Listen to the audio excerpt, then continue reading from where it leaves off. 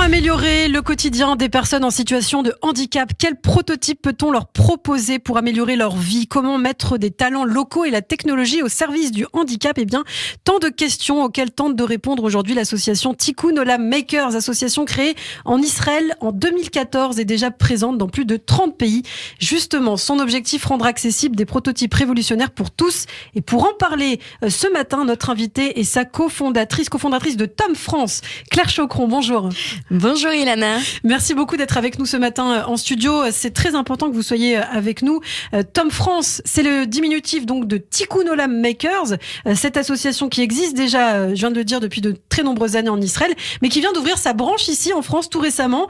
Alors, on va en parler, bien sûr, parler de tout ce que vous faites, mais d'abord pour mieux vous connaître aussi, Claire, pour connaître aussi votre parcours. Est-ce que vous pouvez nous expliquer ce qui vous a donné envie de faire partie de ce projet ?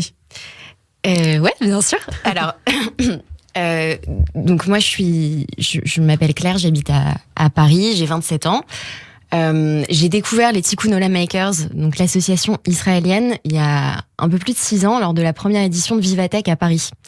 Je travaillais sur le stand de Novartis à l'époque, qui avait invité les Tikkun Olam Makers. Et j'ai vu une présentation absolument incroyable du PDG de cette association à l'époque. Et j'ai été époustouflée par ce qu'ils proposaient, par le concept. Donc je peux expliquer en 2 mots ce qu'ils font. Ils organisent des événements où ils réunissent 2 mondes. Le monde de la tech, ils vont réunir des ingénieurs, des designers, des codeurs, etc. Et le monde du handicap. Donc ils vont en fait faire appel à des porteurs de projets en situation de handicap qui ont identifié un besoin dans leur quotidien. D'accord. Et pendant 48 heures, 36 heures, lors d'un événement qu'on appelle un hackathon, ces personnes vont travailler en équipe pour fabriquer un prototype qui va répondre aux défis identifiés par la personne en situation de handicap. Alors, on va en parler justement, rentrer plus en précision dans ce domaine-là. Mais d'abord aussi, Tikkun Olam Makers, c'est important de rappeler le sens de cette expression. Qu'est-ce que ça signifie ? Alors, Tikkun Olam Makers, il y a deux parties dans ce nom. Il y a Tikkun Olam et il y a Makers. Je vais commencer par Makers. Makers, ça fait référence à la révolution un peu du do it yourself. C'est Makers, c'est on va faire nous-mêmes, on va fabriquer.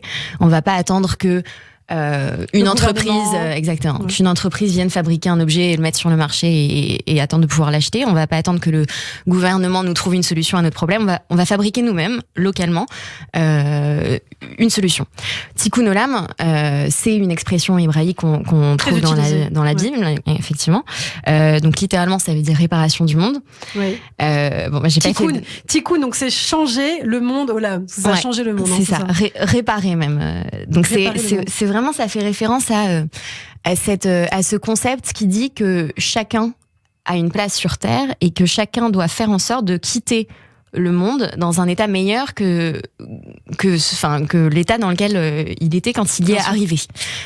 Et donc ça, c'est très... je pense que c'est réparer le monde, mais c'est même réparer son monde. C'est-à-dire que chacun a de quoi avoir de l'impact sur son monde à lui, sur ses voisins, sur sa communauté. Et les Tikkun Olam Makers, c'est ça. On cherche pas à sauver le monde entier, on cherche pas à résoudre tous les problèmes, on cherche pas à faire un produit qui va aider des milliers de gens tout de suite.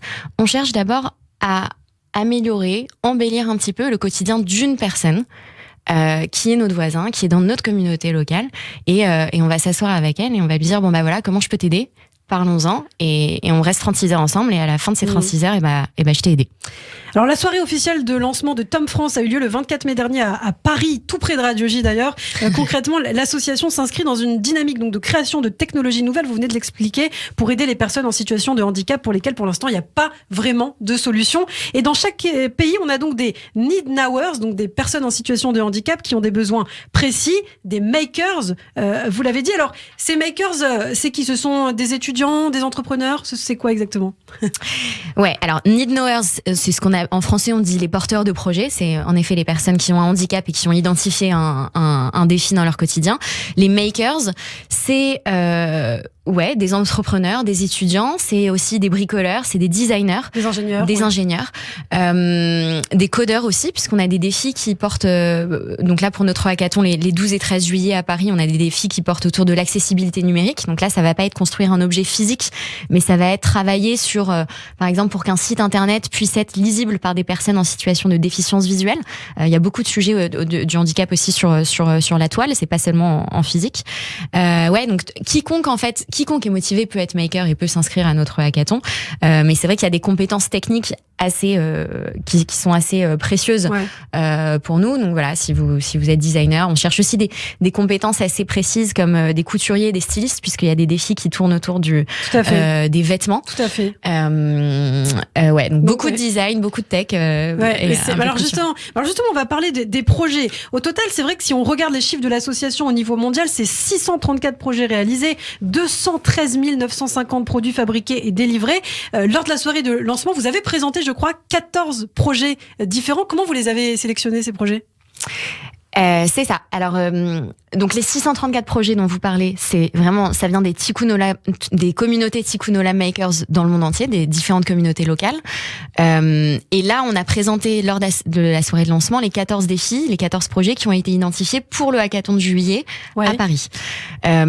En fait, malheureusement ou heureusement, mais ça n'a pas été très difficile d'identifier ces projets parce qu'en fait, les porteurs de projets sont venus naturellement vers nous en nous disant j'ai vu que vous lancez ça, moi j'ai cette idée. Et c'était magnifique de voir que les personnes en situation de handicap, elles avaient déjà identifié des besoins et elles avaient plein d'idées. Et ce qui était aussi magnifique, c'est qu'il y avait certaines personnes qui venaient nous voir et on leur disait mais en fait, cet objet-là, ce défi-là, il y a Tom Mexique qui a déjà répondu à ce défi, donc on peut déjà te proposer un objet, on n'est pas obligé de le faire à Paris. Ouais, l'idée était de trouver un autre défi. Ouais, c'est ça. Trouver des idées nouvelles. Ouais. Vous avez des investisseurs, des business angels comme on dit? Business angels, je sais pas. Investisseurs, oui, des aides financières, ouais. On a donc il y a des entreprises qui nous aident en nous donnant non seulement en nous donnant de l'argent, mais aussi en permettant à leurs employés de venir au hackathon sans avoir à poser de jour. Donc ça, c'est une aide absolument précieuse. Il y a des fondations qui nous aident et il y a des donateurs particuliers. Alors, est-ce qu'il y a un projet, vous Claire, qui vous a particulièrement plu ? Est-ce qu'il y a un projet qui vous a marqué dans ces 14 projets-là, ou même dans d'autres projets de l'association Tikkun Olam ? Il y en a beaucoup. C'est vrai que, les projets du hackathon de Paris, on y pense tous les jours parce qu'on travaille pour ça, pour que ça se passe tous les jours. Il y a quand même des choses assez folles. Par exemple, un tourne-page commandé par le Souffle. C'est ça. Donc ça, c'est un projet en effet qui a été proposé par Rivka, qui est une jeune femme de 27 ans et sur lequel on va travailler pendant le hackathon de juillet.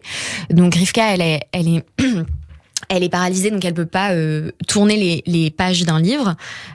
Pour autant, elle adore lire. Donc elle a essayé les tablettes, etc. Mais ça répond pas à son plaisir, quoi, vraiment. À son besoin surtout. Ouais, et à son besoin et à son plaisir de pouvoir lire sur un support papier. Et je trouve que ce projet, en effet, c'est vraiment un de ceux qui me marque le plus de ceux qui arrivent, du hackathon qui arrive, parce que ça témoigne bien qu'on va pas seulement répondre à un besoin vital primaire, quoi. Et en fait, on n'est pas là pour sauver la personne, on est là pour embellir son quotidien. Et donc permettre à Rivka de pouvoir lire seule, donc sans que sa maman ait à tourner les pages de son livre, c'est vraiment se battre pour la dignité humaine et dire elle a pas son autonomie, quoi. Elle a pas forcément envie que sa mère sache ce qu'elle dit. Bien sûr, tout simplement. Alors un tourne-page commandé par Le Souffle, un casque de réalité virtuelle également utilisable sans manette. Ça a été aussi proposé par Jonathan, je crois, c'est ça ? Ouais, c'est ça. Jonathan, c'est un vrai geek. Il adore la tech et il veut absolument découvrir le métaverse. Et à l'heure actuelle, c'est quand même un comble parce que la technologie, Internet, c'est censé être le truc le plus accessible. C'est censé permettre à tout le monde de naviguer n'importe où, d'accéder à tout.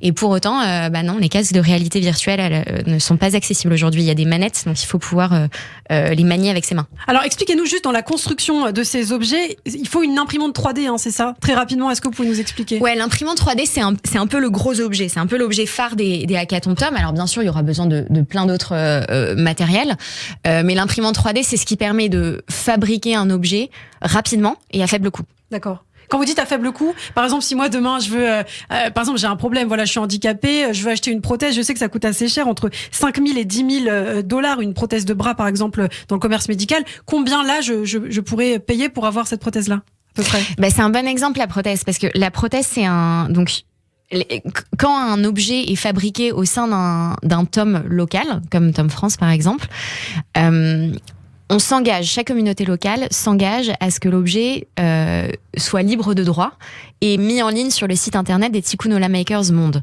Si l'association mondiale des Tikkun Olam Makers, qui a un centre de recherche et développement à Tel Aviv, dans l'Impact Lab de Tel Aviv, estime qu'il y a un besoin large pour cet objet et que l'objet peut répondre vraiment aux besoins de beaucoup de personnes, ils vont développer, ils vont faire de la recherche, ils vont améliorer le produit et ils vont le mettre en ligne et le commercialiser. Et en fait, grâce aux procédés de fabrication qui sont trouvés dans les tomes locaux et qui sont vraiment peu chers, eh bien l'objet qui en découlera et qui sera vendu à prix coûtant sera beaucoup moins cher que ce qu'on trouve sur le marché. Et donc, vous pouvez voir, si vous allez sur le site des TOM Monde, il y a des prothèses de bras avec des archets pour permettre à des gens amputés de jouer au violon, etc. Et c'est vraiment beaucoup moins cher que ce qu'on a sur le marché. Alors, la prothèse, j'ai pas le prix en tête, mais à titre d'exemple, les Tikkun Olam Makers ont fait la chaise roulante, le fauteuil roulant le moins cher du monde à $80. Ah oui, d'accord. Ok, donc c'est vraiment très peu cher. Merci beaucoup. En tout cas, Claire Chaucron, pour toutes ces précisions. Donc, le premier hackathon aura lieu les 12 et 13 juillet 2022 dans les locaux de la Ruche, dans le 20e arrondissement de Paris. On aura l'occasion d'en reparler, bien sûr. L'ensemble des solutions TOM est accessible à tous en open source via sa plateforme en ligne tomglobal.org. J'ai tout dit? C'est ça, et participez. Non, inscrivez-vous au hackathon. Bien sûr, si vous êtes ingénieur, si vous êtes étudiant, entrepreneur, si vous avez envie d'aider les personnes en situation de handicap, n'hésitez pas. Merci beaucoup. C'est tomfrance.fr pour s'inscrire. Merci beaucoup, Claire. À très bientôt.